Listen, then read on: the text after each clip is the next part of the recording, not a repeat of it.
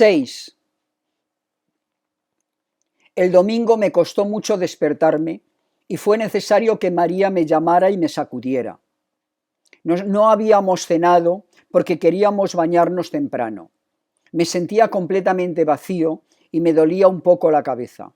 El cigarrillo tenía gusto amargo. María se burló de mí porque decía que tenía cara de entierro. Se había puesto un traje de tela blanca y se había soltado los cabellos. Le dije que estaba hermosa y rió de placer. Al bajar, golpeamos en la puerta de Raimundo. Nos respondió que bajaba. En la calle, por el cansancio y también porque no habíamos abierto las persianas, la claridad del día lleno de sol me golpeó como una bofetada. María saltaba de alegría y no se cansaba de decir que era un día magnífico. Me sentí mejor y me di cuenta de que tenía hambre.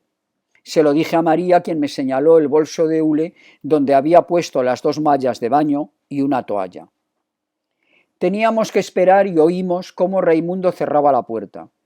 Llevaba pantalones azules y camisa blanca de manga corta, pero se había puesto sombrero de paja, lo que hizo reír a María, y sus antebrazos eran muy blancos debajo del vello oscuro.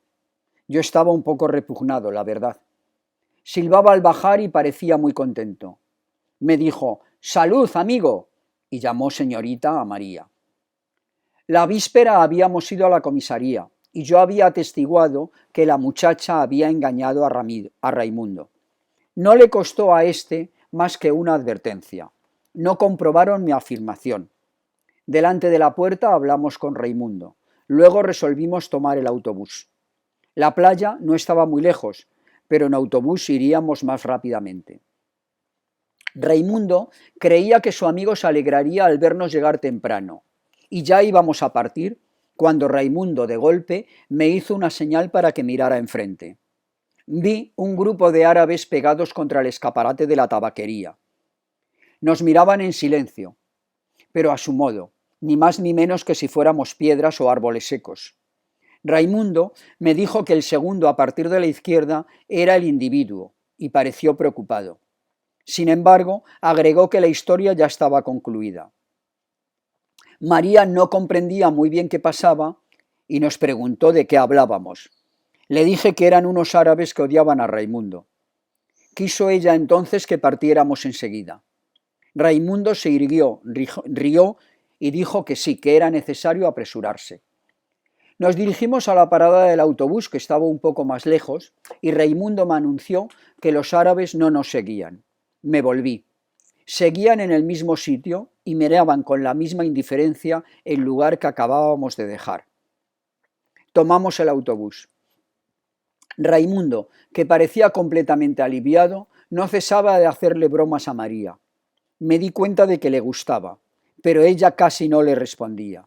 De vez en cuando me miraba riéndose. Bajamos a los arrabales de Argel. La playa no queda lejos de la parada del autobús, pero tuvimos que cruzar una pequeña meseta que domina el mar y que baja luego hacia la playa. Estaba cubierta de piedras amarillas y de asfódelos blanquísimos que se destacaban en el azul ya firme del cielo. María se entretenía en deshojar las flores, golpeándolas con el bolso de hule. Caminamos entre filas de pequeñas casitas de cercos verdes o blancos, algunas hundidas con sus corredores bajo los tamarindos, otras desnudas en medio de las piedras. Desde antes de llegar al borde de la meseta, podía verse el mar inmóvil y más lejos un cabo soñoliento y macizo en el agua clara. Un ligero ruido de motor se elevó hasta nosotros en el aire calmo, y vimos muy lejos un pequeño barco pescador que avanzaba imperceptiblemente por el mar deslumbrante. María recogió algunos lirios de roca. Desde la pendiente que bajaba hacia el mar, vimos que había ya bañistas en la playa. El amigo de Raimundo vivía en una pequeña cabaña de madera en el extremo de la playa. La casucha estaba adosada a las rocas y el agua bañaba los pilares que la sostenían por el frente. Raimundo nos presentó. El amigo se llamaba Masón. Era un individuo grande, de cintura y espalda macizas, con una mujercita regordeta y graciosa de acento parisiense. Nos dijo enseguida que nos pusiésemos cómodos y que había pescados fritos, que había pescado él esa misma mañana. Le dije cuánto me gustaba su casa. Me informó que pasaba allí los sábados, los domingos y todos los días de asueto. Me llevo muy bien con mi mujer, agregó. Precisamente su mujer se reía con María. Por primera vez, quizá, pensé verdaderamente en que iba a casarme. Masón quería bañarse, pero su mujer y Raimundo no querían ir. Bajamos los tres y María se arrojó inmediatamente al agua. Masón y yo esperamos un poco. Hablaba lentamente y noté que tenía la costumbre de completar todo lo que decía con un «y diré más», incluso cuando en el fondo no agregaba nada al sentido de la frase. A propósito de María me dijo «es deslumbrante y diré más, encantadora». No presté más atención a ese tic porque estaba ocupado en gozar del bienestar que me producía el sol. La arena comenzaba a calentar bajo los pies. Contuve aún el deseo de entrar en el agua, pero concluí por decir a Masón, ¿vamos? Me zambullí. Él entró en el agua lentamente y se sumergió cuando perdió pie. Nadaba bastante mal, de manera que le dejé para reunirme con María. El agua estaba fría y me gustaba nadar. Nos alejamos con María y nos sentimos unidos en nuestros movimientos y en nuestra satisfacción.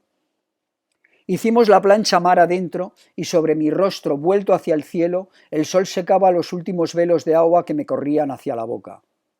Vimos que Masón regresaba a la playa para tenderse al sol. De lejos parecía enorme. María quiso que nadáramos juntos. Me puse detrás para tomarla por la cintura. Ella avanzaba a brazadas y yo la ayudaba agitando los pies. El leve ruido del agua removida nos siguió durante la mañana hasta que me sentí fatigado. Entonces dejé a María y volví nadando regularmente y respirando con fuerza. En la playa me tendí boca abajo junto a Masón y apoyé la cara en la arena. Le dije, qué agradable, y él pensaba lo mismo. Poco después llegó María. Me volví para verla llegar. Estaba completamente viscosa con el agua salada y sujetaba los cabellos hacia atrás. Se tendió al lado de mí y los dos calores de su cuerpo y del sol me adormecieron un poco. María me sacudió y me dijo que Masón había regresado a la casa. Teníamos que almorzar. Me levanté enseguida porque tenía hambre, pero María me dijo que no la había besado desde por la mañana. Era cierto, y sin embargo hubiera querido hacerlo. Ven al agua, me dijo. Corrimos para lanzarnos sobre las primeras olas. Dimos algunas brazadas y ella se pegó contra mí. Sentí sus piernas en torno de las mías y la deseé. Cuando volvimos, Masón ya nos estaba llamando. Dije que tenía mucha hambre y Masón afirmó enseguida que yo le gustaba. El pan estaba sabroso. Devoré mi parte de pescado.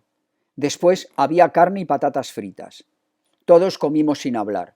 Masón bebía mucho vino y me servía sin descanso. Cuando llegó el café tenía la cabeza un poco pesada y luego fumé mucho. Masón, Raimundo y yo habíamos proyectado pasar juntos el mes de agosto en la playa con gastos comunes. María nos dijo de golpe, ¿pero saben qué hora es? Son solo las 11:30. Quedamos todos asombrados, pero Masón dijo que habíamos comido muy temprano y que era lógico, porque la hora de la comida es la hora en que se tiene hambre. No sé por qué aquello hizo reír a María.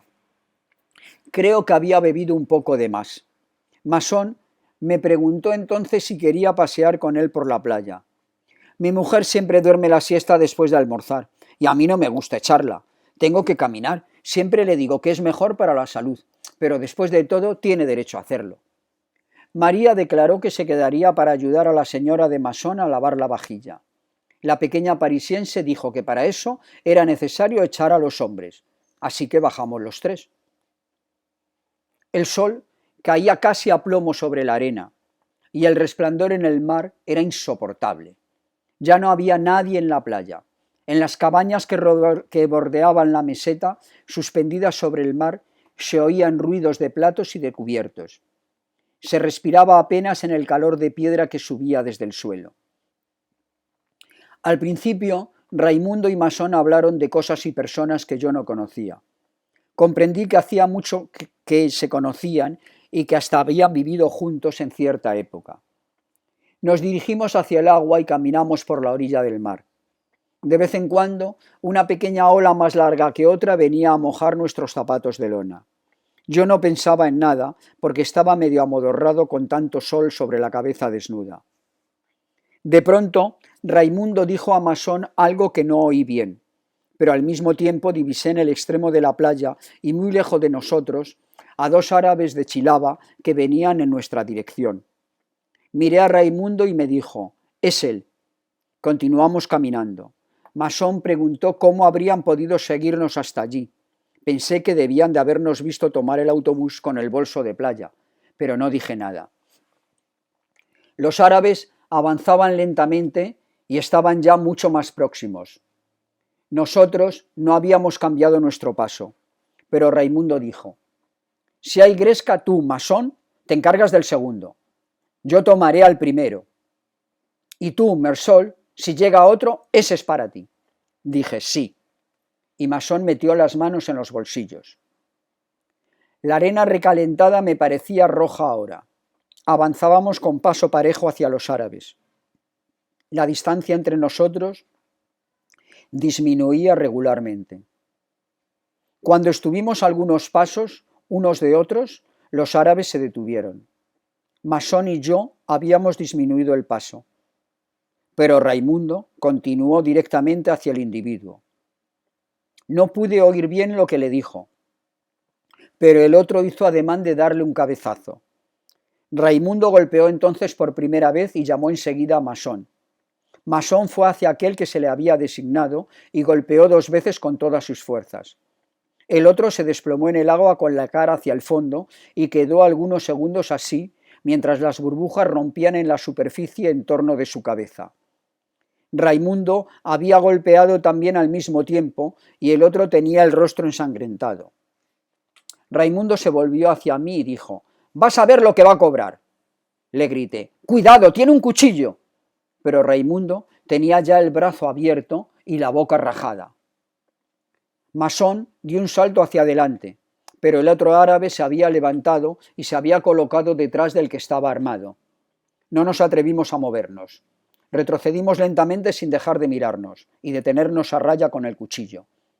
Cuando vieron que tenían bastante campo, huyeron rápidamente mientras nosotros quedábamos clavados bajo el sol y Raimundo se apretaba el brazo que goteaba sangre. Masón dijo inmediatamente que había un médico que pasaba los domingos en la meseta. Raimundo quiso ir enseguida, pero cada vez que hablaba, la sangre de la herida le formaba burbujas en la boca. Le sostuvimos y regresamos a la cabaña lo más pronto posible. Allí, Raimundo dijo que las heridas eran superficiales y que podía ir hasta la casa del médico. Se marchó con Masón y me quedé para explicar a las mujeres lo que había ocurrido. La señora de Masón lloraba y María estaba muy pálida. A mí me molestaba darles explicaciones. Acabé por callarme y fumé mirando el mar. Hacia la 1:30 Raimundo regresó con Masón. Tenía el brazo vendado y un esparadrapo en la esquina de la boca. El médico le había dicho que no era nada, pero Raimundo tenía aspecto muy sombrío. Masón trató de hacerle reír, pero no hablaba más. Cuando dijo que bajaba a la playa le pregunté a dónde iba. Me respondió que quería tomar aire. Masón y yo dijimos que íbamos a acompañarle. Entonces montó en cólera y nos insultó. Masón declaró que no había que contrariarle, pero yo de todos modos le seguí. Caminamos mucho tiempo por la playa. El sol estaba ahora abrasador. Se rompía en pedazos sobre la arena y sobre el mar. Tuve la impresión de que Raimundo sabía a dónde iba, pero sin duda era una falsa impresión. En el extremo de la playa llegamos al fin a un pequeño manantial que corría por la arena hacia el mar detrás de una gran roca. Allí encontramos a los 2 árabes. Estaban acostados con los grasientos albornoces. Parecían enteramente tranquilos y casi apaciguados. Nuestra llegada no cambió nada. El que había herido a Raimundo le miraba sin decir nada. El otro soplaba una cañita y mirándonos de reojo repetía sin cesar las 3 notas que sacaba del instrumento. Durante todo este tiempo no hubo otra cosa más que sol y el silencio con el leve ruido del manantial y las 3 notas. Luego Raimundo echó mano al revólver de bolsillo, pero el otro no se movió y continuaron mirándose. Noté que el que tocaba la flauta tenía los dedos de los pies muy separados. Sin quitar los ojos de su adversario, Raimundo me preguntó: ¿lo tumbo? Pensé que si le decía que no, se excitaría y seguramente disparase. Me limité a decirle: todavía no te he hablado, ¿sería feo tirar así? En medio del silencio y del calor se oyó aún el leve ruido del agua y de la flauta. Luego Raimundo dijo: entonces voy a insultarlo y cuando conteste, lo disparo. Le respondí: así es, pero si no saca el cuchillo no puedes disparar. Raimundo comenzó a excitarse un poco. El otro tocaba siempre y los dos observaban cada movimiento de Raimundo. No, dije a Raimundo, tómalo de hombre a hombre y dame el revólver. Si el otro interviene o saca el cuchillo, yo dispararé. Cuando Raimundo me dio el revólver, el sol resbaló encima. Sin embargo, quedamos aún inmóviles como si todo se hubiera vuelto a cerrar en torno de nosotros. Nos mirábamos sin bajar los ojos y todo se detenía aquí entre el mar, la arena y el sol, el doble silencio de la flauta y del agua. Pensé en ese momento que se podía disparar o no disparar y que lo mismo daba. Pero bruscamente los árabes se deslizaron retrocediendo y desaparecieron detrás de la roca. Raimundo y yo volvimos entonces sobre nuestros pasos. Parecía mejor y habló ya del autobús de regreso. Le acompañé hasta la cabaña y mientras trepaba por la escalera de madera, quedé delante del primer peldaño con la cabeza resonante de sol, desanimado ante el esfuerzo que era necesario hacer para subir al piso de madera y hablar otra vez con las mujeres. Pero el calor era tal que me resultaba penoso también permanecer inmóvil bajo la enceguecedora lluvia que caía del cielo. Quedar aquí o partir lo mismo daba. Al cabo de un momento volví hacia la playa y me puse a caminar. Persistía el mismo resplandor rojo. Sobre la arena el mar jadeaba con la respiración rápida y ahogada de las olas pequeñas. Caminaba lentamente hacia las rocas y sentía que la frente se me hinchaba bajo el sol. Todo aquel calor pesaba sobre mí y se oponía a mi avance. Y cada vez que sentía el poderoso soplo cálido sobre el rostro, apretaba los dientes, cerraba los puños en los bolsillos del pantalón, me ponía tenso todo entero para vencer al sol y a la opaca embriaguez que se derramaba sobre mí. Las mandíbulas se me crispaban ante cada espada de luz surgida de la arena, de la conchilla blanqueada o de un fragmento de vidrio. Caminé largo tiempo. Veía desde lejos la pequeña masa oscura de la roca rodeada de un halo deslumbrante por la luz y el polvo del mar. Pensaba en el fresco manantial que nacía detrás de la roca. Tenía deseos de oír de nuevo el murmullo del agua, deseos de huir del sol, del esfuerzo y de los llantos de mujer, deseos en fin de alcanzar la sombra y su reposo. Pero cuando estuve más cerca, vi que el individuo de Raimundo había regresado. Estaba solo. Reposaba sobre la espalda, con las manos bajo la nuca, la frente en la sombra de la roca, todo el cuerpo al sol. La chilaba humeaba en el calor. Quedé un poco sorprendido. Para mí era un asunto concluido y había llegado allí sin pensarlo. No bien me vio, se incorporó un poco y puso la mano en el bolsillo. Yo, de forma natural, empuñé el revólver de Raimundo en mi chaqueta. Entonces se dejó caer de nuevo hacia atrás, pero sin retirar la mano del bolsillo. Estaba bastante lejos de él, a una decena de metros. Adivinaba su mirada por instantes entre los párpados entornados, pero más a menudo su imagen danzaba delante de mis ojos en el aire inflamado. El ruido de las olas parecía aún más perezoso, más inmóvil que al mediodía. Era el mismo sol, la misma luz sobre la misma arena que se prolongaba aquí. Hacía ya 2 horas que el día no avanzaba. 2 horas que había echado el ancla en un océano de metal hirviente. En el horizonte pasó un pequeño navío y hube de adivinar de reojo la mancha oscura, porque yo no había cesado nunca de mirar al árabe. Pensé que me bastaba dar media vuelta y todo quedaría concluido. Pero toda una playa vibrante de sol se apretaba detrás de mí. Di algunos pasos hacia el manantial. El árabe no se movió. A pesar de todo, estábamos todavía bastante lejos. Parecía reírse, quizá por el efecto de la sombra sobre el rostro. Esperé. El ardor del sol me llegaba hasta las mejillas y sentí las gotas de sudor amontonárseme en las cejas. Era el mismo sol del día en que había enterrado a mamá, y como entonces sobre todo me dolían la frente y todas las venas juntas bajo la piel. Impelido por este ardor que no podía soportar más, hice un movimiento hacia adelante. Sabía que era estúpido, que no iba a librarme del sol desplazándome un paso, pero di un paso, un solo paso hacia adelante. Y esta vez, sin levantarse, el árabe sacó el cuchillo y me lo mostró bajo el sol. La luz se inyectó en el acero y era como una larga hoja centelleante que me alcanzara en la frente. En el mismo instante, el sudor amontonado en las cejas corrió de golpe sobre mis párpados y los recubrió con un velo tibio y espeso. Tenía los ojos ciegos detrás de esta cortina de lágrimas y de sal. No sentía más que los címbalos del sol sobre la frente e indiscutiblemente la refulgente lámina surgida del cuchillo siempre delante de mí. La espada ardiente me roía las cejas y me penetraba en los ojos doloridos. Entonces todo vaciló. El mar cargó un soplo espeso y ardiente. Me pareció que el cielo se abría en toda su extensión para dejar que lloviera fuego.